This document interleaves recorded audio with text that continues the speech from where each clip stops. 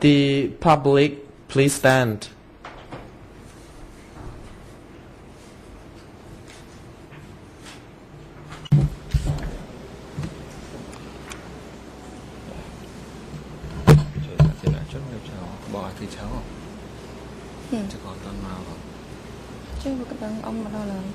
Sẽ cần đăng tim mũi có an toàn máu hay là đăng tim mũi yeah.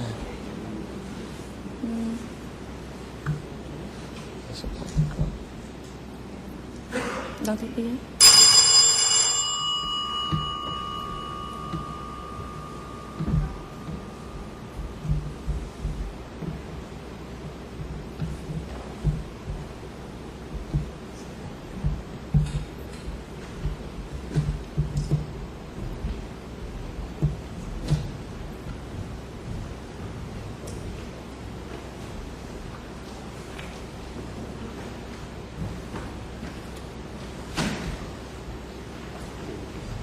Bà xôm chơi xa thiên.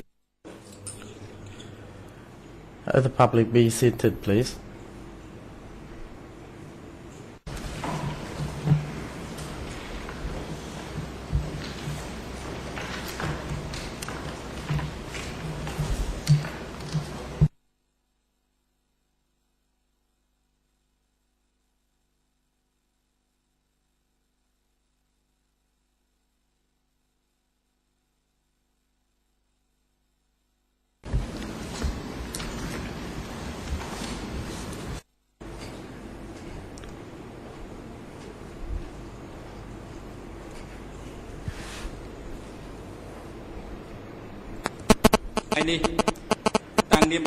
Today, in the name of the Cambodian people and the United Nations, and pursuant to the law on the establishment of extraordinary chambers in the courts of Cambodia for the prosecution of crimes committed during the period of Cambodia, and by the Royal Crum No Saw Rokomo 1004-006 dated 27 October 2004, today declares open the initial hearing on case file 001 relating to the accused man Kaing alias Duch, aged 66, who has been charged with crimes against humanity, grave breaches of the Geneva Conventions of 12 August 1949, and violation of the 1956 Cambodian Penal Code. The bench is composed of judges. I myself, Nel Non, the President, Mrs. Sylvia Cartwright, Judge Ya Sukon, Judge Jean-Marc Lavenge, and Judge Tumani, and reserve judges, Judge Yu Otra and Mrs. Claudia Fens. This first hearing represents the realization of significant efforts to establish a fair and independent tribunal to try those in senior leadership positions and those allegedly most responsible for violations of Cambodian criminal law as well as international crimes committed in Cambodia between the 17th of April 1975 to the 6th of January 1979. This is also the first internationalized trial to give effect to a wide-ranging regime of victim participation. It presents a unique opportunity to enable victims to take a full part in the trial. The court will discharge this duty while paying full regard to the demands of a fair and expeditious trial. This trial starts with the current initial hearing and will be followed at a date yet to be fixed by a hearing on the substance. During this initial hearing, the Chamber will consider applications for admission of civil parties and protective measures sought by them. It will Sorry, it will also consider any preliminary legal and procedural issues, including a motion filed by the co-prosecutors, the list of new documents and exhibits proposed by the parties, and the list of witnesses and experts to be heard at the trial. Neither the accused person nor any witnesses, experts, or civil parties will speak at the initial hearing on any matters of substance. Following the initial hearing, the President, in consultation with the trial chamber, will fix the date of the substantive hearing. During the substantive hearing, the trial chamber will consider the evidence contained in the case file. The accused person, witnesses, experts, and the civil parties may testify or make statements orally during this part of the trial. The greffier, have you already examined the identity of the parties as prescribed in the internal rule already?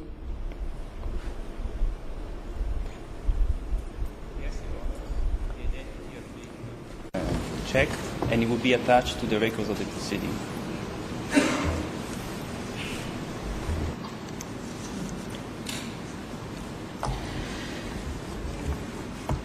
បញ្ជីវត្តមានអវត្តមានអ្នកដែលចូលរួមក្នុងនីតិវិធីការបឋមនេះត្រូវភ្ជាប់ទៅក្នុង The list of the parties who are present or not present will include or attached in the transcript. For this hearing, I have mandated the judges of the trial chamber to be in charge of different parts of the initial hearing.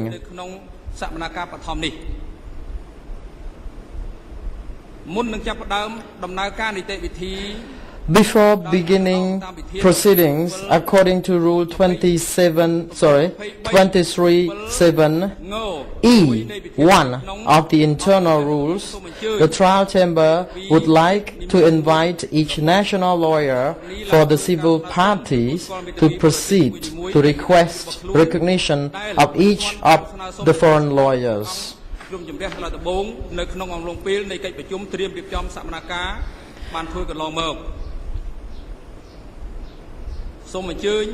Please, Ms. T. Srina, make your request for recognition of your foreign colleagues.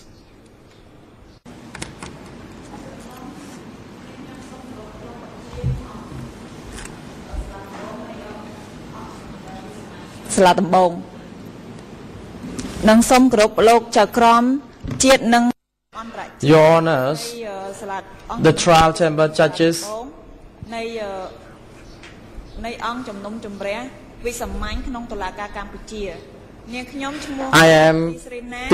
Srina, a national lawyer, and I would like to request for the recognition of my foreign colleagues, Mr.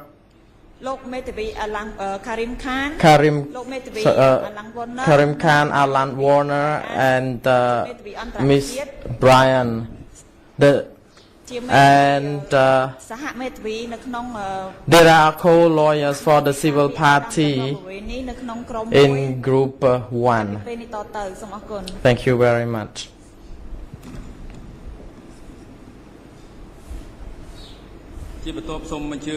Next, I would like to invite Mr. Hong Kum Soon to make your request for recognition of your foreign colleagues for civil party Group 4. Mr. Hong Kum Soon, Your Honors, the trial chamber judges, I am Hong Kum Soon. I am the national lawyer for civil party in case file 001. In our group there are Mr. Kung Pisay, I myself, Mr. Yong Panat, and Ms. Zilka Studzinski, the international lawyer. So we have 4 people all together in our group. So please recognize us. Thank you.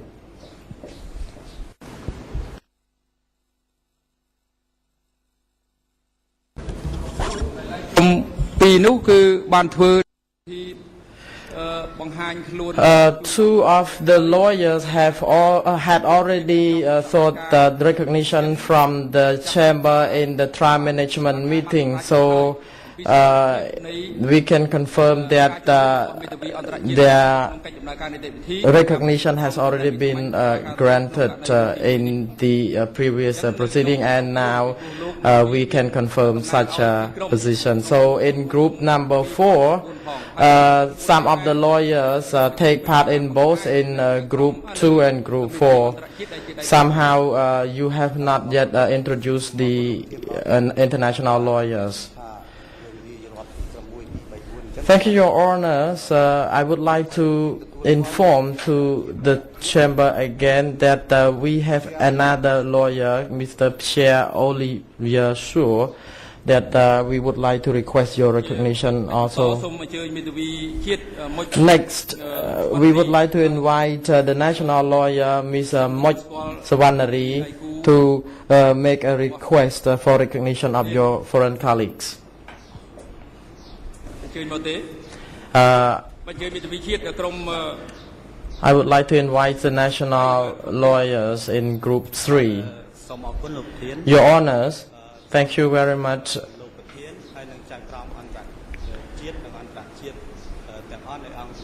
My sincere respects to the bench and parties in this proceeding. I am Kaing on behalf of group 3. I am the national lawyer. And I would like to tell my colleague Ms. Moch Sawanari also takes part in the group, and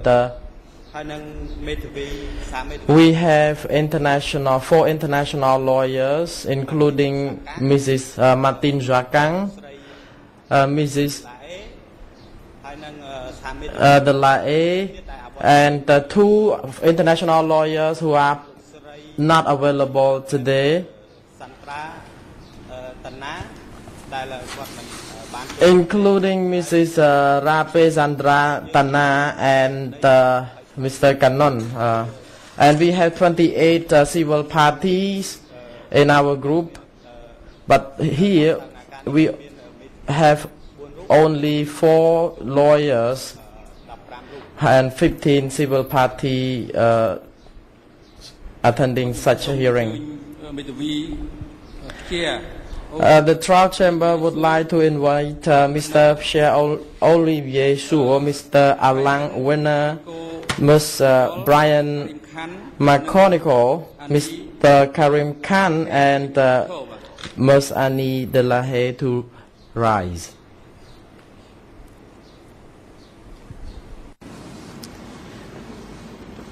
Look, Pierre Olivier Shaw, Alang Winner, Mr. Pierre Olivier Shaw, Mr. Alang Winner, Ms.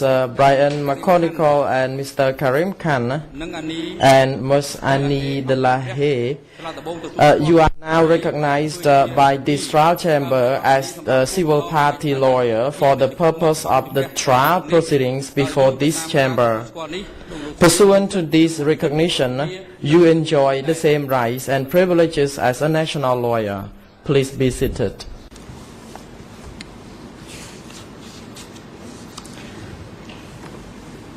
Here, to continue proceeding of our trial chamber, the trial chamber will raise the issue of the preliminary objections and relevant legal issues. That is the first issue of the agenda that needs to be discussed and presented to the hearing. The preliminary objections. The chamber would like to commend this initial hearing by allowing the parties to raise any preliminary objections. According to the provisions of Internal Rule 89, at the initial hearing, a party can raise any preliminary objection concerning the jurisdiction of the chamber, any issue which requires the termination of the prosecution, and the nullity of procedural acts made after the indictment is filed. Failure to raise any preliminary objections at the initial hearing shall render them inadmissible. After a preliminary objection has been raised by a party, the chamber will afford the other parties the opportunity to respond to the application.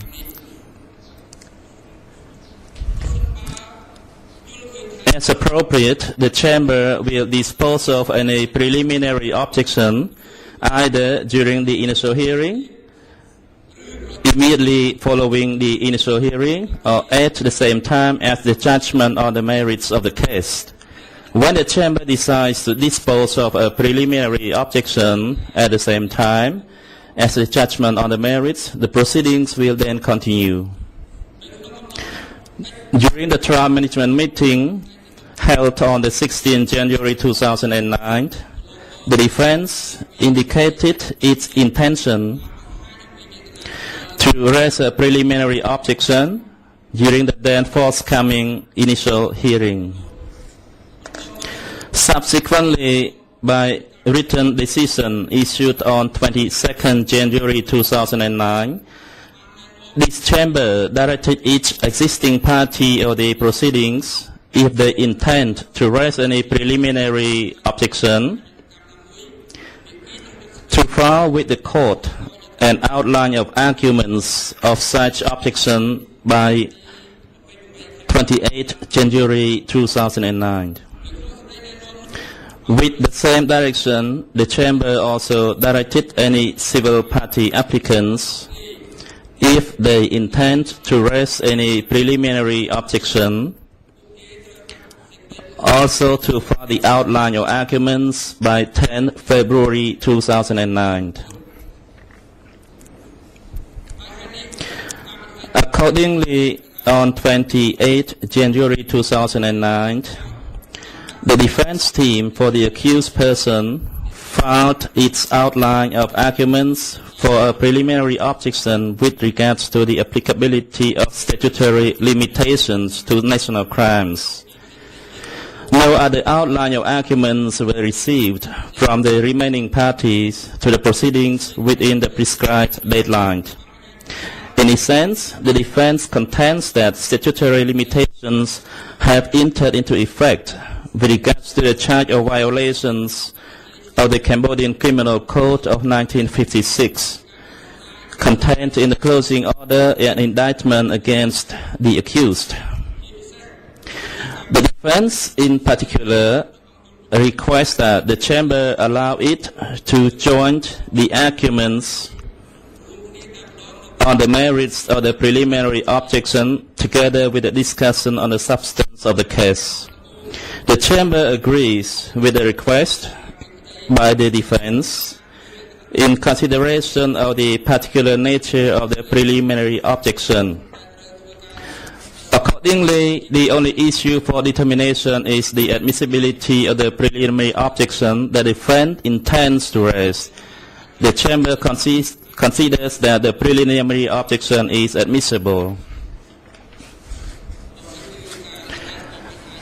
This is about the preliminary objection that the trial chamber received during the set date on the acceptance of the preliminary objection, which has been filed by the defense of the accused.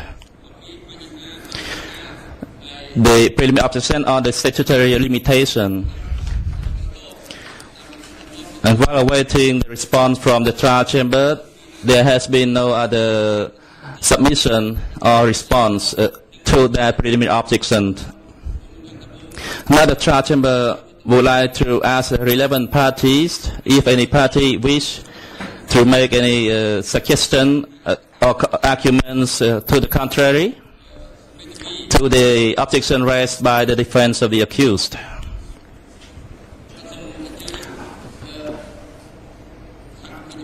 Please, the co-prosecutors, please, the floor is yours.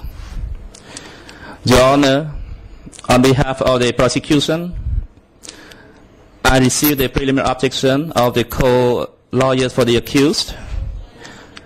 Although the co-prosecutors have not responded a written submission, at this time the prosecution does not object on the arguments of the preliminary objection.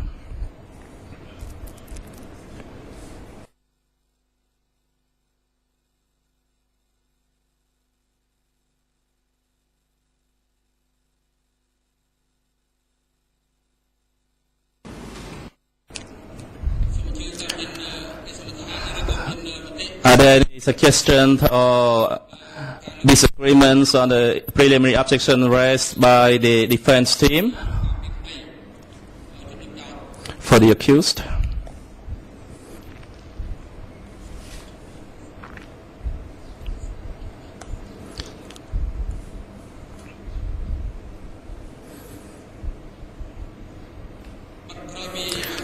After having heard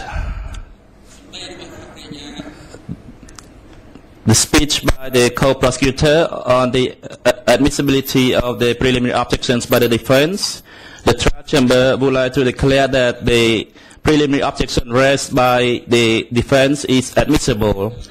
The chamber will decide on the preliminary objection at the same time as the judgment on the merits.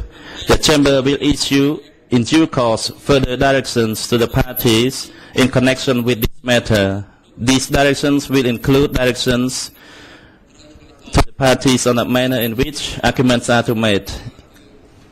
This is in respect to the preliminary objection that has been raised. Next, we talk on the next item of the agenda. It's the relevant legal issues. By order dated 11 December 2008, the chamber requested the parties to file an indication of the legal issue, if they have any, they intend to raise at the initial hearing. In their submissions accompanying the filing of their proposed witnesses and experts list dated 19 December 2008, the co-prosecutors stated that at this stage they were not in a position to indicate any legal issues they intend to raise at the initial hearing, but following the trial management meeting they would be able to notify the chamber of any outstanding issues they intend to raise. Further to this, the chamber will now like to inquire with the co-prosecutors as well as with the other parties whether they have any outstanding legal issues that they intend to raise. First, the trial chamber would inquire with the co-prosecutors whether they have any relevant legal issues to raise at this stage. Please, the international co-prosecutor. Good morning, Mr. President, honorable judges, consuls, civil parties, ladies and gentlemen.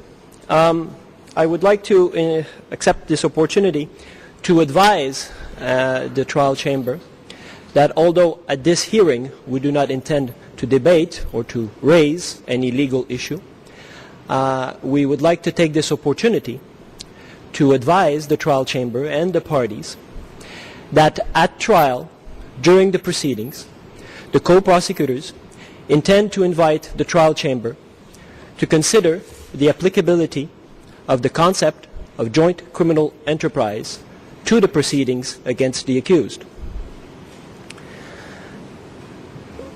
As I said, I don't think this is the proper forum to debate the issue, but we want to advise in advance the trial chamber that we deem this concept to be applicable to the proceedings before this chamber and indeed before this court, that this concept is supported by the facts as they are laid out in the case file, that more specifically the so-called category 1 and 2 of joint criminal enterprise will allow the trial chamber to consider the full breadth of the culpable liability of the accused,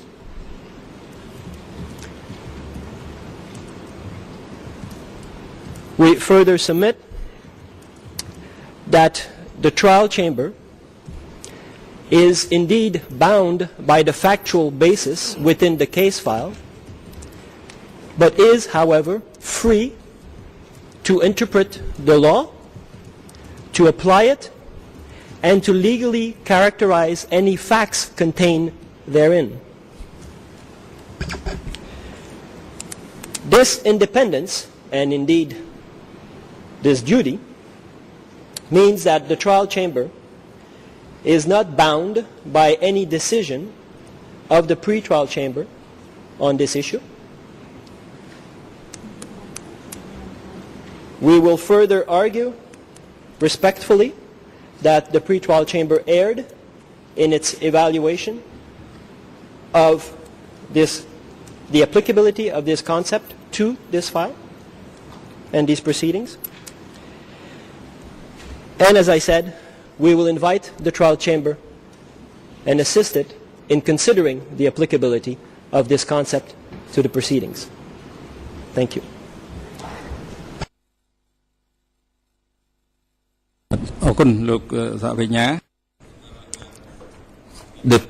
Thank you, the co-prosecutor, for raising this legal issue. Next, I would like to invite the co-lawyers of the accused, if you have any legal issues to raise at this stage. The floor is yours. Merci, Monsieur le Président. Thank you, Mr. President. Your Honors, the prosecutors, and the Counsel for the Civil Parties. The defense wishes to inform the Chamber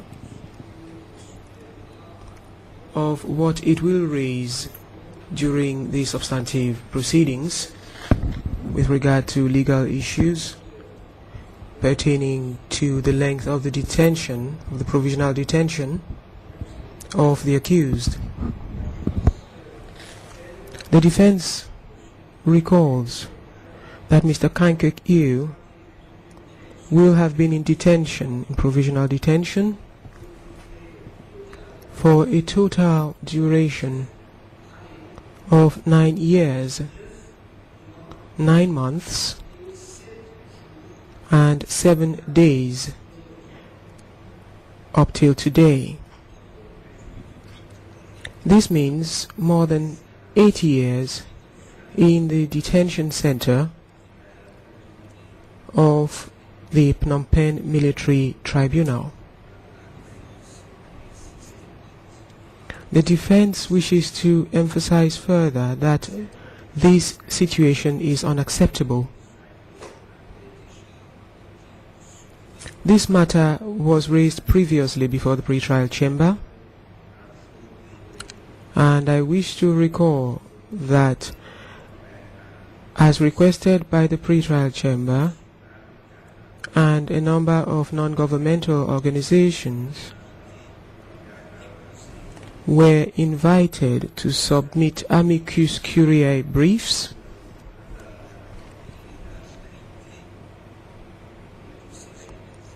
and most of these non-governmental organizations mentioned the principle of dura lex sed lex. The law is hard, but it is the law. A person cannot be kept in detention for more than 3 years under Cambodian law, as these organizations recalled. Duch should have been released. The pre-trial chamber did not adopt the views of these organizations or of the defense. However, it indicated that the matter should be raised again before the trial chamber, and the defense respectfully submits today that during the substantive proceedings this matter will be raised again. Thank you.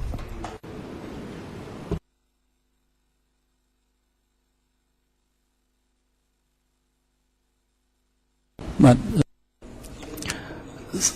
Thank you, the lawyer for the accused, for raising issues concern the detention of the accused. I would like to invite the civil party lawyers to raise if they have any legal issues at this stage.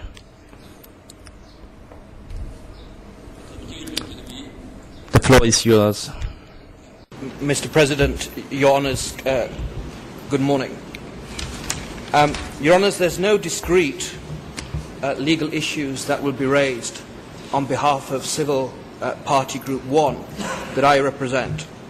However, we will in due course, of course, respond to the motion that my learned friend, the prosecutor, has intimated that he will file regarding joint criminal enterprise. It's not clear to me at this stage the rule under which that application will be made, and we will respond on behalf of the civil parties that we represent on the merits.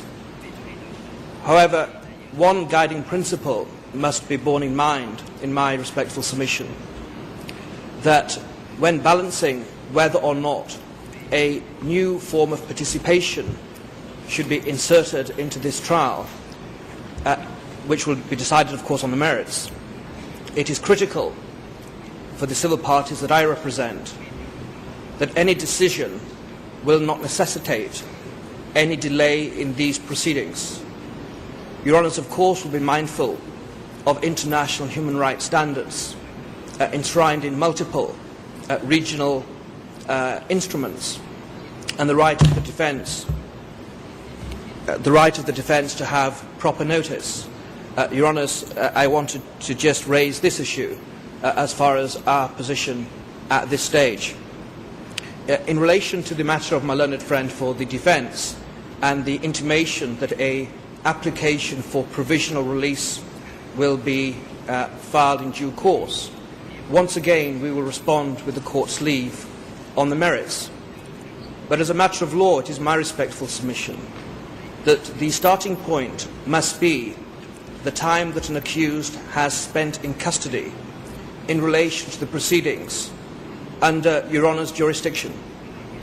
The previous period, when the charges which he faces now were not raised against the accused, are, as a matter of law, out with consideration of reasonable time. Your Honour, I won't go into the plethora, the very great weight of international human rights law from Strasbourg, from the Inter-American Court of Human Rights on that issue. But once again, we will, with the court's leave, respond on the merits in due course. Mr. President, those are my only observations at this point, with Your Honour's leave.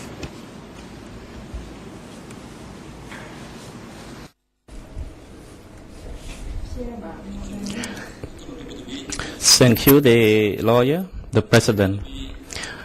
I would like to invite the civil party lawyers, if you have any other legal issues at this stage of the proceedings. Please, the floor is yours. Merci, Monsieur le Président. Thank you, Mr. President. On behalf of Group 3, I would like to align with what my colleague has said. We would like to reserve the right to respond to the various submissions by the co-prosecutors and by the defense, and in particular in connection with the issue of joint criminal enterprise. Thank you. The President. Thank you, Madam Lawyer. Next, I would like to invite the civil party lawyers in other groups. If you have any other relevant legal issues to raise at this stage of the proceedings, the floor is yours. Good morning, Your Honours. From our group, there are no relevant legal issues at this stage, and we will comment after any relevant submission by the other parties and respond then. Thank you very much.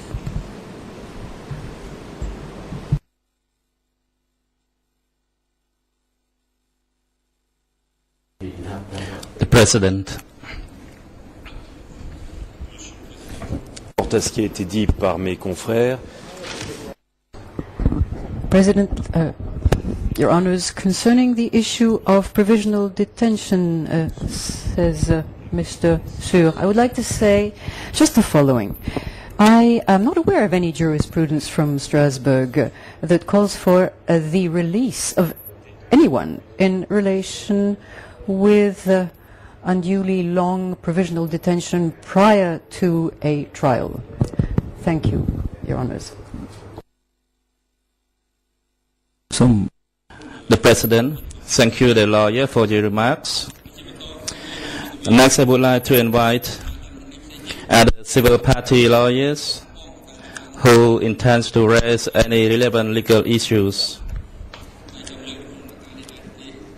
If you have any legal issues to be raised at this stage, if there are no other issues to be raised, I would make some remarks on the legal issues that have been raised so far. Also, the issues raised by the co-prosecutors and the defense team.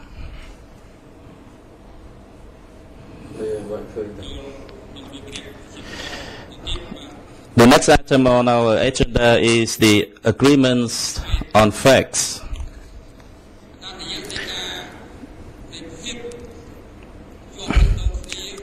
By means of correspondence previously addressed to the parties, the Chamber indicated that it welcomes submissions from the parties on uncontested facts or an indication or evidence that supports these facts. The Chamber wishes to reiterate that any such agreement will have no binding effect on the Chamber with regards to the trial, and in particular to the evaluation of the evidence before it. Any such agreement will have the sole purpose to allow the trial chamber to organize and prepare to appraise the facts and the evidence relating to the case. Indeed, the Chamber wishes to stress the possible relevance and impact of any agreement of facts reached by the parties on the Chamber's decision with regards to the list of proposed witnesses and experts, as well as on the list of new documents. The Chamber recalls that during the trial management meeting, various references were made, particularly by the co-prosecutors, to an ongoing dialogue with the defense, which included the possibility for these parties to reach a common agreement on certain issues of fact. By the direction issued on the 5th February 2009, the Chamber directed the co-prosecutors and the defense to file by 12 February 2009 any information on agreements on facts that they may have reached. Further to this direction, both the co-prosecutors and the defense filed separate responses indicating that although the co-prosecutor has, on the 30th January 2009, proposed for agreements to the defense, a list of 351 facts, to date no agreement has been reached on those facts. However, the defense has indicated that it is in the process of reviewing the facts proposed for agreement by the co-prosecutors and will respond as soon as possible and in any event before the substantive hearing. The Chamber takes note of these filings and of the submissions by the co-prosecutors and the defense. The Chamber would now like to invite all parties to provide an update of whether they have managed to reach any relevant agreement or whether they intend to do so in the foreseeable future.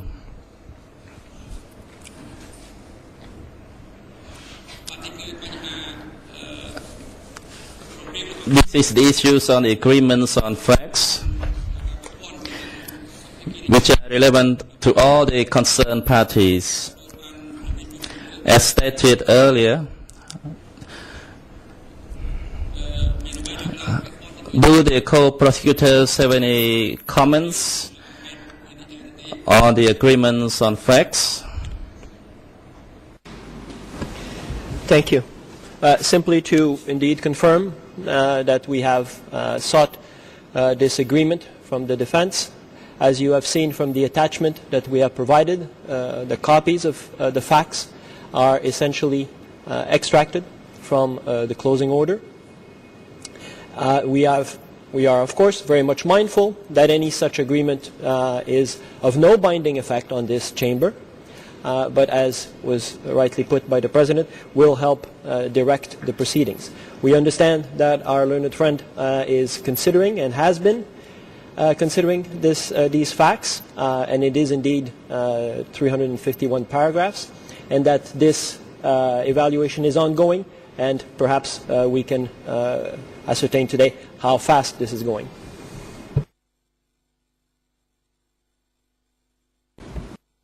The President, do the co-lawyers or the accused have any comments or suggestions in respect to the agreements on facts?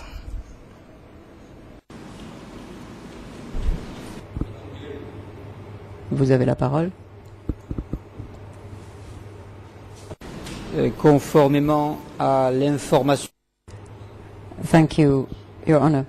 Pursuant to the information provided by us to the Chamber, we would like to confirm that this work is ongoing. It's an extremely fastidious kind of job, as you can well imagine, and we wish to finalize this work, as stated, prior to the continuation of the trial, that's to say, to the substantive hearing. We are confident that we shall be able to make good progress in the next few weeks together with our colleagues from the co-prosecutor's office. We are following the same approach, which is to come up with a proposal for the Chamber, and it is the Chamber, of course, that will reach the relevant decision. But our business is to provide the Chamber with any points of agreement on facts. Thank you, President. And I would like to say, by the way, that before I leave this subject, I think the defense would like to take the floor again at some later stage on the same item. Thank you.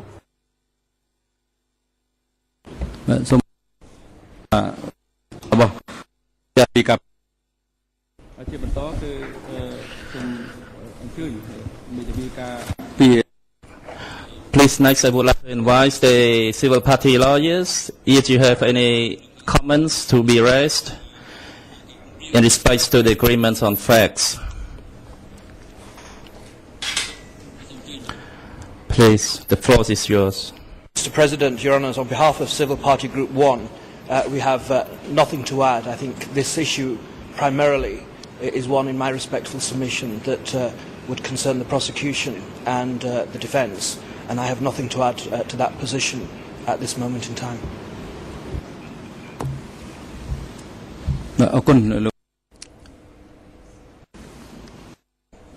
The President, if there are no other suggestions or comments to be made regarding the respective issue, the Chamber would like to inform that the live feed will be stopped now.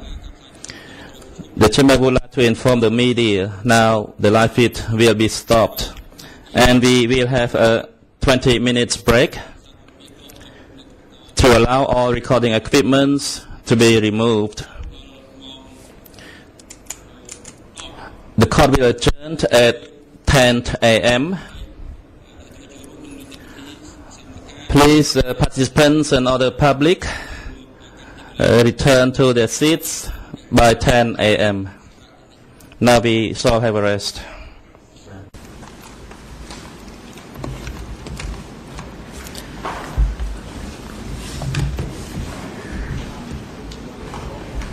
Và សូមអញ្ជើញសាធារណជនក្រោកឈរ The public, please stand.